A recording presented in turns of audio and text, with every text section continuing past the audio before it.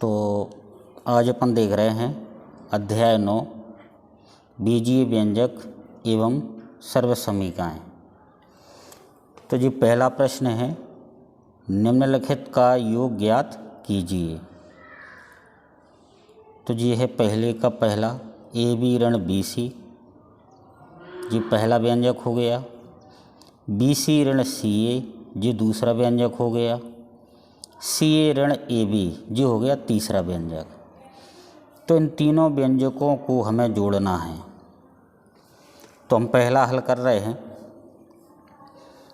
तो पहला व्यंजक लिख रहे हैं हम ए बी ऋण बी सी। अब दूसरा व्यंजक है बी सी ऋण सी ए। तो हमें ध्यान में ये रखना है कि बी सी के नीचे बी सी आना चाहिए और ए बी के नीचे ए बी, ये व्यवस्थित करके रखना है। तो जैसे ये पहले बी सी आया तो हमने बी सी के नीचे बी सी लिख दिया। ऋण सी ए, तो इधर तो ए बी है तो ऋण सी ए आगे चला जाएगा, ऋण सी ए। अब तीसरा व्यंजक है सी ए ऋण ए बी। तो ए बी ऋण का है तो ए बी के नीचे ए बी लिखना है, तो ऋण ए बी। और सी ए धन का है तो लिखेंगे धन सी ए। अब इन तीनों व्यंजकों को हमें जोड़ना है।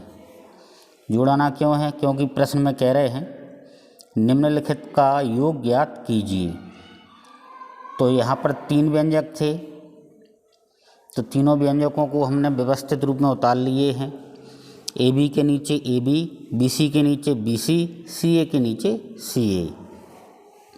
अब हम यहाँ पर देखें, इनको जोड़ें तो ए बी धन का है, ए बी ऋण का है, तो ये धन का और ये ऋण का कट जाएगा। अब आगे चले तो बी सी ऋण का है और बी सी है धन का, तो धन का बी सी और ऋण का बी सी भी कट जाएगा। ऋण का सी ए और धन का सी ए, तो ये भी कट जाएंगे। तो केवल क्या बचेगा? 0। तो अपन इसके उत्तर में लिख देंगे उत्तर बराबर 0। कि जब हमने इन तीनों व्यंजकों को जोड़ा, इन तीनों व्यंजकों को हमने जब जोड़ा तो जोड़ने पर योगफल 0 आया। अब हम देखें अगला क्वेश्चन दूसरे में कह रहे थे 2p वर्ग q वर्ग ऋण 3pq धन 4, जी पहला व्यंजक है। उसी के बाजू में है दूसरा व्यंजक 5 धन 7pq ऋण 3p वर्ग q वर्ग।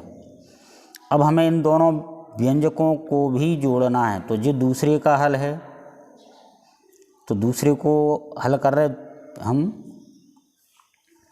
तो पहले हम पहला व्यंजक उतार लें कि 2p वर्ग q वर्ग ऋण 3pq धन 4। अब पहले व्यंजक के नीचे उतारना है दूसरा व्यंजक।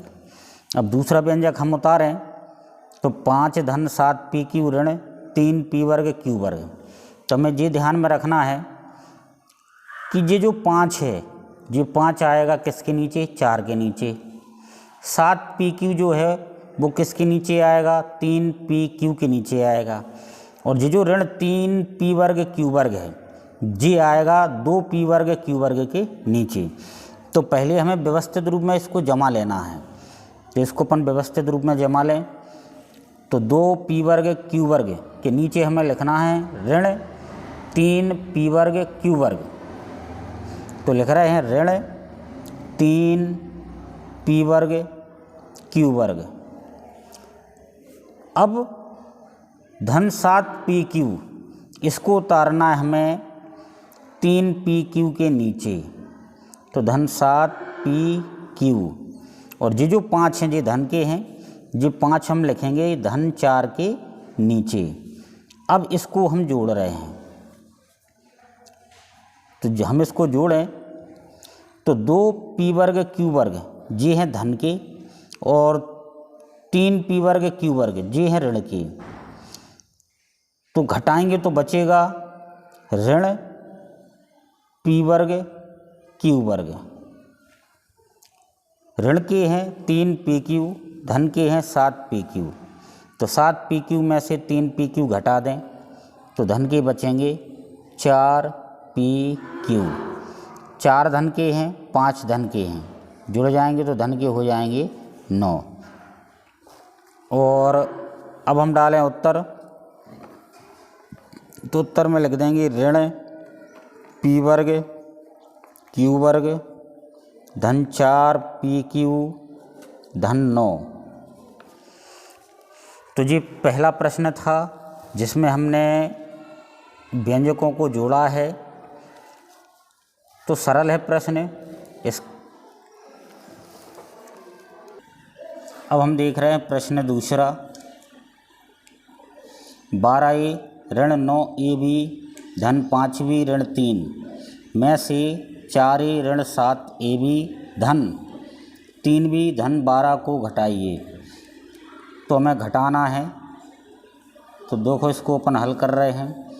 तो यहाँ पर हमें सबसे पहले लिखना है पहला व्यंजक, क्योंकि पहले व्यंजक में से दूसरा व्यंजक को घटाना है। तो यहाँ पर हम लिख रहे हैं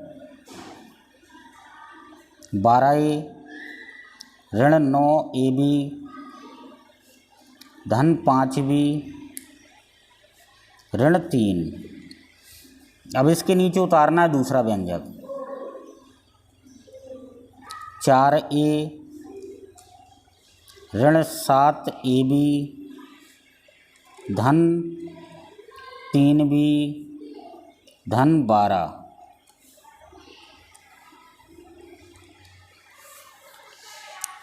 अब ध्यान में ये रखना है कि हम पहले व्यंजक में से दूसरा व्यंजक घटा रहे हैं, और जब घटाएंगे ना हम तो दूसरे व्यंजक के चिन्ह बदल जाएंगे। 4A धन का है तो जो हो जाएगा ऋण का, 7AB ऋण का है तो जो हो जाएगा धन का, 3B धन का है हो जाएगा ऋण का, और 12 धन के हैं हो जाएंगे ऋण के। ये चिन्ह इसलिए चेंज हुए हैं क्योंकि हम घटा रहे हैं, और जब हम घटाते हैं तो चिन्ह बदल जाते हैं। तो 12A धन के हैं, 4A ऋण के हैं, तो 12A में से 4A घटा देंगे तो 8A बचेंगे। ऋण के हैं 9AB और धन के हैं 7AB, घटाएंगे तो बचेंगे ऋण के 2AB, धन के हैं 5B और ऋण के हैं 3B, घटाएंगे तो हो जाएंगे धन बचेंगे 2B। ऋण 3 ऋण 12 दोनों ऋण के हैं जुड़ जाएंगे तो हो जाएंगे ऋण के 15। अब अपन लिखेंगे उत्तर। 8A ऋण 2AB धन 2B ऋण 15। तो ये है इसका आंसर 8A ऋण 2AB धन 2B ऋण 15। अब अपन देख रहे हैं अगला क्वेश्चन। 5XY ऋण 2YZ ऋण 2ZX धन 10XYZ में से 3XY धन 5YZ ऋण 7ZX को घटाइए। तो हमें पहले व्यंजक में से दूसरा व्यंजक घटाना है। तो अपन पहले तो पहला व्यंजक उतार लें। 5XY ऋण 2YZ ऋण 2ZX धन 10XYZ। अब इसके नीचे उतारना दूसरा व्यंजक, और ध्यान में ये रखना है कि XY वाले पद के नीचे XY वाला पद लिखना है, YZ वाले पद के नीचे YZ वाला पद, ZX वाले पद के नीचे ZX वाला पद, और XYZ के नीचे XYZ वाला पद लिखना है। तो पहले लिखा है 3XY, तो जी लिखेंगे हम 5XY के नीचे, तो 3XY धन 5YZ, 5YZ लिखेंगे 2YZ के नीचे, तो 5YZ ऋण 7ZX, और जी लिखेंगे हम ऋण 2ZX के नीचे, तो ऋण 7ZX। अब हम इसको क्या कर दें, घटा दें, और घटाएंगे ना तो जो दूसरा व्यंजक है उसके चिन्ह बदल जाएंगे। 3XY धन का है तो जो हो जाएगा ऋण का, 5YZ धन के हैं तो जो हो जाएंगे ऋण के, और 7ZX ऋण के हैं तो जो हो जाएंगे धन के। ये चिन्ह इसलिए बदले हैं क्योंकि हम घटा रहे हैं, और यदि जोड़ रहे होते तो चिन्ह नहीं बदलते, लेकिन हम घटा रहे हैं इसलिए इसके चिन्ह बदल गए। 3XY अब धन का नहीं रहा, अब जी हो गया है ऋण का, और 5YZ धन के नहीं रहे, अब जी हैं ऋण के, और 7ZX अब ऋण के नहीं हैं, अब जी हैं धन के। तो चलिए इसको हम घटाएं। 5XY धन के हैं और 3XY ऋण के हैं, घटाएंगे तो बचेंगे धन के 2XY, ऋण के 2YZ और ऋण के 5YZ, दोनों ऋण के हैं, जुड़ जाएंगे, लेकिन चिन्ह ऋण का ही आएगा। तो ऋण के हो जाएंगे 5, 2 और 5 7YZ। ऋण के हैं 2ZX और धन के हैं 7ZX, तो 7ZX में से हम घटा देंगे 2ZX, तो धन के बचेंगे 5ZX। अब आगे देखो 10XYZ के नीचे तो कुछ है ही नहीं, इसमें से तो कुछ घटना है नहीं, तो ये धन के 10XYZ यहाँ पर नीचे ज्यों के त्यों आ जाएंगे। तो धन के 10XYZ, और यहीं पर अपन डाल देंगे उत्तर। तो इसका जो आंसर आया है वो आया है 2XY ऋण 7YZ धन 5ZX धन 10XYZ।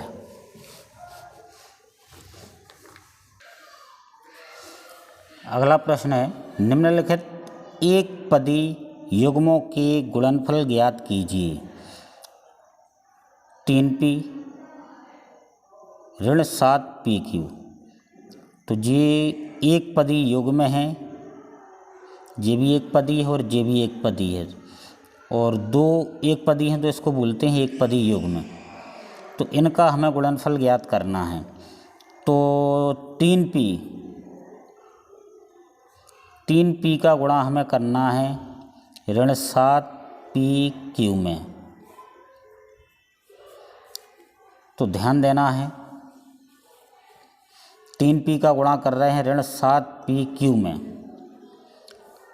तो 3 का गुणा होगा किस में, ऋण 7 में, और P का गुणा होगा किस में, P में। अब बचा Q, तो Q अपन ने गुणा में ज्यों के त्यों लिख दिया। 3 का गुणा ऋण 7 में करेंगे तो ऋण के आएंगे 30 7 21। P का गुणा P में करेंगे तो P का गुणा P में करेंगे तो P के ऊपर आएगी 2 की घात, क्योंकि गुणा में घातें जुड़ जाती हैं। जैसे यहाँ पर अपन देखें यहाँ पर कि P गुणित P, P लिखा मतलब P के ऊपर 1 की घात है, गुणा में P लिखा तो इस P के ऊपर भी 1 की घात है।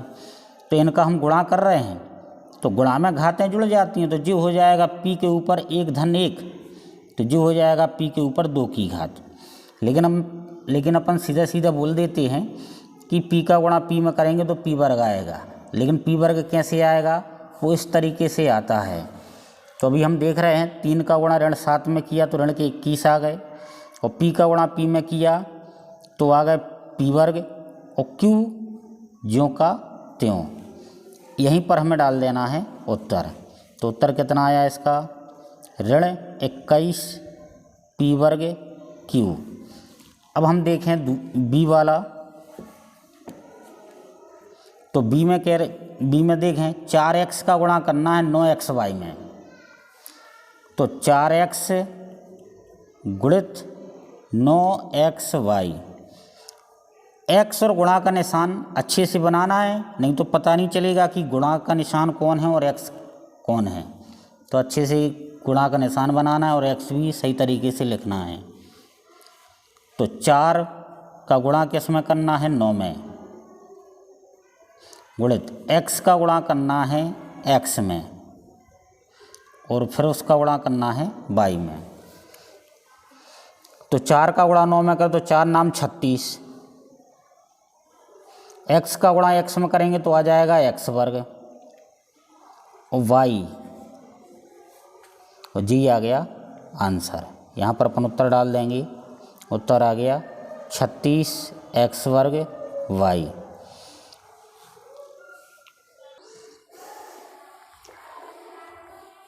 बीजीय व्यंजकों का योग ज्ञात कीजिए। 3x वर्ग y वर्ग धन 5xy धन 7 और 7x वर्ग y वर्ग ऋण 9xy धन 8। तो ये जो यहाँ पर व्यंजक दे रहे हैं इन व्यंजकों को हमें जोड़ना है, क्योंकि प्रश्न में भी कह रहे हैं कि बीजीय व्यंजकों का योग ज्ञात कीजिए। योग से मतलब जोड़ना है इन दोनों व्यंजकों को। तो देखें हम इसको हम हल कर रहे हैं और हल में हमें करना क्या है, इन दोनों व्यंजकों को जोड़ना है। तो सबसे पहले हम पहला व्यंजक यहाँ पर उतारे ले रहे 3x वर्ग y वर्ग धन 5xy धन 7। अब इसके नीचे उतार रहे हैं दूसरा व्यंजक। ध्यान रहे x वर्ग y वर्ग के नीचे x वर्ग y वर्ग वाला पद लिखना है और xy वाले पद के नीचे xy वाला पद लिखना है और अचर पद के नीचे अचर पद लिखना है। तो 7x वर्ग y वर्ग, तो इसको लिखेंगे हम 7x वर्ग y वर्ग को लिखेंगे हम 3x वर्ग y वर्ग के नीचे ऋण 9xy को लिखेंगे हम 5xy और धन 7 के नीचे लिखना है धन 8। चलिए इसको अपन जोड़ लें अब।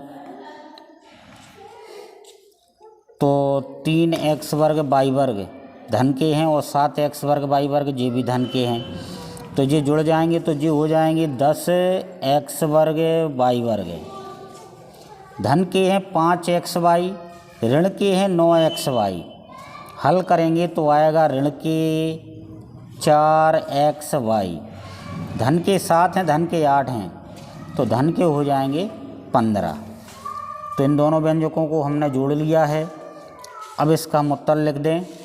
उत्तर में लिख देंगे 10x वर्ग y वर्ग ऋण 4xy धन 15। तो अब हम अगला प्रश्न देखें। अगला प्रश्न है 13A ऋण 14AB धन 7B धन 9 में से 6A धन 7AB ऋण 3B धन 15 को घटाइए। तो हमें क्या करना है, पहले व्यंजक में से हमें ये दूसरा व्यंजक घटाना है। तो चलिए इसको हम घटाते हैं। पहले हम उतार रहे हैं पहला व्यंजक। तो पहला व्यंजक है 13A ऋण 14AB धन 7B धन 9। इसके नीचे लिखना है दूसरा व्यंजक, लेकिन ध्यान में ये रखना है ए वाले पद के नीचे ए वाला पद, ए बी वाले पद के नीचे ए बी वाला पद, बी वाले पद के नीचे बी वाला पद और अचर पद के नीचे अचर पद। इस तरीके से व्यवस्थित लिखना है। तो 6A, तो 6A लिखेंगे हम 13A के नीचे। धन 7AB, तो धन 7AB लिखेंगे हम ऋण 14AB के नीचे। ऋण 3B, तो ऋण 3B लिखेंगे धन 7B के नीचे। धन 15, तो धन 15 लिखेंगे हम धन 9 के नीचे। अब हम इसको हम क्या कर रहे हैं, घटा रहे हैं। घटाएंगे तो जो नीचे वाला व्यंजक है उसके चिन्ह बदल जाएंगे। 6A धन का है तो ये ऋण का हो जाएगा। 7AB धन का है तो ये हो जाएगा ऋण का। 3B ऋण के हैं तो ये हो जाएंगे धन के, और 15 धन के हैं तो ये 15 भी हो जाएंगे ऋण के। तो चिन्ह बदल गए। 6A अब धन का नहीं रहा, अब ये हो गया ऋण का। इसी प्रकार 7AB धन के नहीं हैं, अब ये हैं ऋण के। 3B ऋण के नहीं हैं, ये हैं अब धन के, और 15 धन के नहीं हैं, अब ये हैं ऋण के। तो चिन्हों पर विशेष ध्यान देना है। तो 13A धन के हैं और 6A ऋण के हैं, तो 13A में से 6A हम घटा देंगे तो बचेंगे 7A। ऋण के 14A भी, ऋण के 7A भी, दोनों ऋण के हैं, जुड़ जाएंगे तो ऋण के हो जाएंगे 21A भी। धन के 7 भी, धन के 3 भी, जुड़ जाएंगे तो धन के हो जाएंगे 10 भी। धन के हैं 9 और ऋण के हैं 15, इसको हम घटाएंगे तो यहाँ पर बचेगा ऋण के 6। तो अब हम लिख रहे हैं इसका उत्तर। तो इसका जो उत्तर आया है वो है 7A ऋण 21A भी, धन 10 भी, ऋण 6।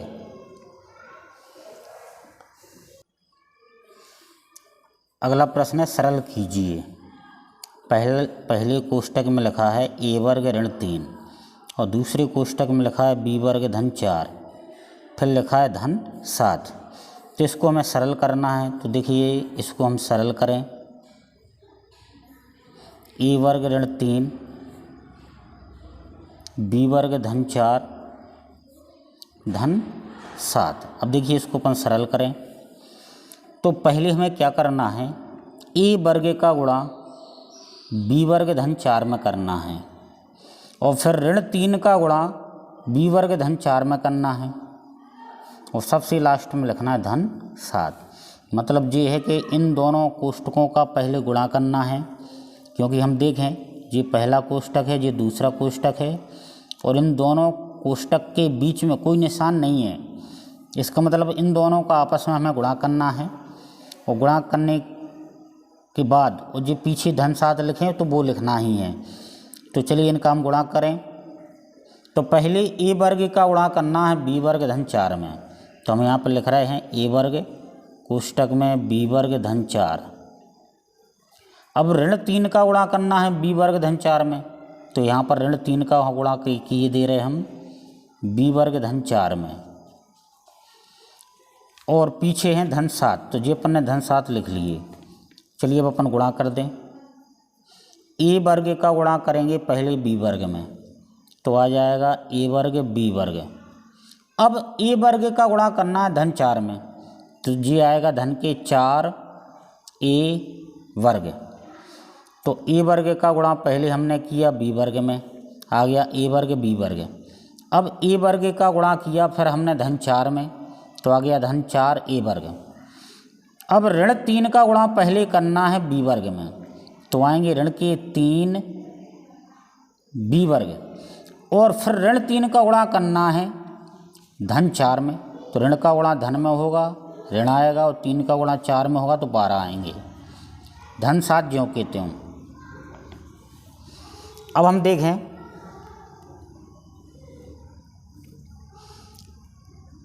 A वर्ग B वर्ग ज्यों का त्यों, धन 4A वर्ग ऋण 3B वर्ग, यहाँ तक हमने ज्यों का त्यों लिख लिया। अब पीछे देखें तो ऋण के 12 हैं, धन के 7 हैं, तो जब हम इसको सरल करेंगे तो आएगा ऋण के 5 और अब हम लिख देंगे उत्तर। तो इसका जो उत्तर आया है वो है A वर्ग B वर्ग धन 4A वर्ग ऋण 3B वर्ग ऋण 5। अगला प्रश्न है गुणनफल ज्ञात कीजिए। 5 ऋण 2x 3 धन x। तो ये दोनों कोष्टक हैं, इनके बीच में कोई निशान नहीं है, मतलब इन दोनों कोष्टकों का हमें करना है गुणा। तो देखो इसको अपन हल करें। अब 5 ऋण 2x 3 धन x, तो पहले 5 का गुणा 3 धन x में करना है और फिर ऋण 2x का गुणा करना है 3 धन x में। तो पहले हम 5 का गुणा करेंगे 3 धन x में और फिर हम करेंगे ऋण 2x का गुणा 3 धन x में। तो 5 का गुणा पहले 3 में कर दो, 5 3 15 और 5 का गुणा आप कर दो धन x में, तो हो जाएंगे धन के 5x। अब ऋण 2x का गुणा करना है 3 में, तो जी आ जाएंगे ऋण के 6x। अब ऋण 2x का गुणा करना है धन x में, तो ऋण का गुणा इस धन में होगा, ऋण आएंगे और 2 ज्यों के त्यों x का गुणा x में करेंगे तो आएगा x वर्ग। अब इसको अपन आगे हल करें तो देख रहे हैं 15 धन के 5x ऋण के 6x, तो बचेगा ऋण का x और ऋण 2x वर्ग ज्यों के त्यों, 15 ज्यों के त्यों। फिर हमने देखा धन के 5x हैं और ऋण के 6x हैं, तो इसको सरल किया तो बचा ऋण का 1x, ऋण 2x वर्ग ज्यों के त्यों।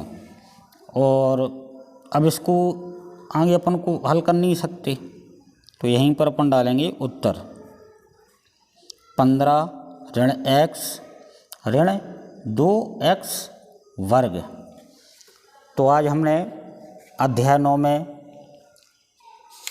और अध्याय का नाम है बीजीय व्यंजक एवं सर्व समीकाएँ, तो इस अध्याय के कुछ क्वेश्चन हमने किए हैं और भी हम आगे क्वेश्चन कराते रहेंगे। इसी प्रकार की वीडियो देखने के लिए लाइक करें,